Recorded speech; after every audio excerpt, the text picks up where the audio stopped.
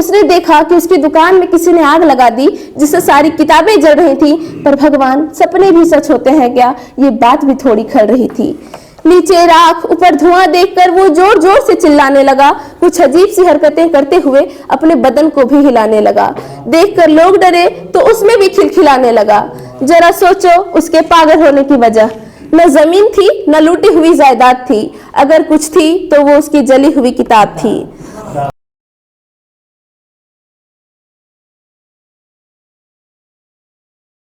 क्योंकि शायद इन पंक्तियों के बिना मुझे इस कार्यक्रम में सफलता मिल सके, मैं यहाँ पहली बार आई हूँ। तो वो पंक्तियां हैं कि प्रभु नगर की जय सब काजा, हृदय राखी कौशलपुर राजा। यहाँ उपस्थित तमाम श्रोताओं को मैं हिंदी से भरा नमस्कार करती हूँ। और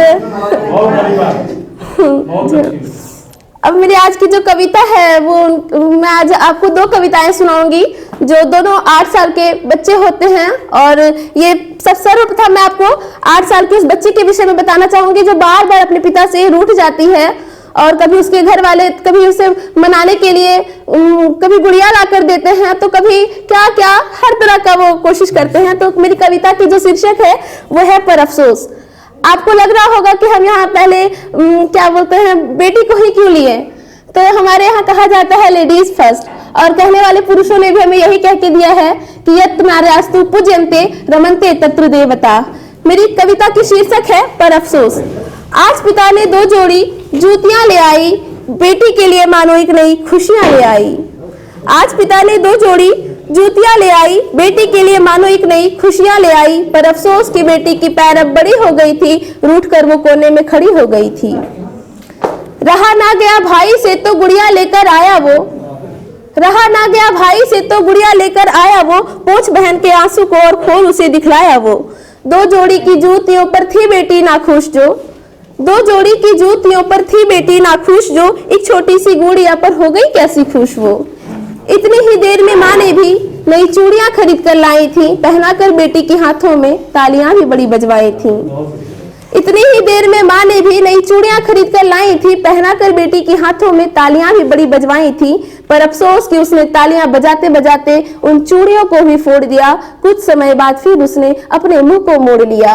ये देख पिता की आंखें भी थोड़ी सी तो छलकी थीं, ये देख पिता की आंखें भी थोड़ी सी तो छलकी थीं, और पिता की आंखें देखकर बेटी ने पलकें झपकी थीं। न उम्र बड़ी थी, न उम्र बड़ी थी, न सोच बड़ी थी। बस इतना ही वो समझती थी कि बेटियां हैं तो खुशियां हैं, वरना जिंदगी तो हर किसी की पड़ी थी। अब इसके बाद मैं तुरंत आपको उस बेटे की ओर ले जाना चाहूंगा जो 8 साल का बच्चा है, और अभी उसके पिताजी लेखक रह चुके थे जो अभी संसार में नहीं रहे। तो अब मैं देख रही हूँ आप लोग तालियां बजाने में कंजूसी कर रहे हैं, तो थोड़ा हम आपको अपने कुछ स्वरचित पंक्तियां में सुनाना चाहूंगी कि लिखी हूँ जो भी कुछ मैंने तुम्ही को गा सुनाती हूँ, लिखी हूँ जो भी कुछ मैंने तुम्ही को गा सुनाती हूँ। तुम गाओ या नहीं गाओ मैं फिर भी मुस्कुराती हूँ, तुम गाओ या नहीं गाओ मैं फिर भी मुस्कुराती हूँ। मुझे मालूम है कि तालियां बजती नहीं हरदम, मुझे मालूम है कि तालियां बजती नहीं हरदम, इसलिए कोई सुनना ले जब मुझको तभी मैं गुनगुनाती हूँ। कोई सुन जी। अब मैं आपको 8 साल के बच्चे की ओर ले जाती हूँ। तो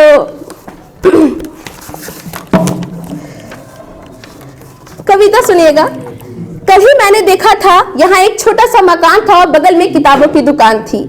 कल ही मैंने देखा था यहाँ एक छोटा सा मकान था और बगल में किताबों की दुकान थी। उस घर में एक बुढ़िया थी जिसे बेहद सर्दी और जुकाम थी, लेकिन फिर भी उसके मुख पर अपने पोते की ही नाम थी। पोता, जी हाँ, जो केवल 8 वर्ष का था, लेकिन पढ़ने की इतनी शौकीन मानो 60 वर्ष का था। और फिर काम भी तो उसकी कुछ ऐसी ही थी कि वो रोज किताबें बेचता था। कुछ घरों में ही पढ़ लेता तो कुछ दुकानों में ही पढ़ लेता तो कुछ घर भी भेजता था। लेकिन आज जो कुछ हुआ बहुत बुरा हुआ, और बुरा हुआ भी तो अधूरा हुआ, क्योंकि वो स्वयं जल जाता तो शायद पूरा हो जाता। बिल्कुल सही सुना आपने, क्योंकि वो बच्चा भी ये देखकर अब लगा कांपने। आखिर क्या देखा उसने? उसने देखा कि उसकी दुकान में किसी ने आग लगा दी, जिससे सारी किताबें जल रही थी। पर भगवान, सपने भी सच होते हैं क्या? ये बात भी थोड़ी खल रही थी। नीचे राख, ऊपर धुआं देखकर वो जोर जोर से चिल्लाने लगा। कुछ अजीब सी हरकतें करते हुए अपने बदन को भी हिलाने लगा। देखकर लोग डरे तो उसमें भी खिलखिलाने लगा। जरा सोचो उसके पागल होने की वजह।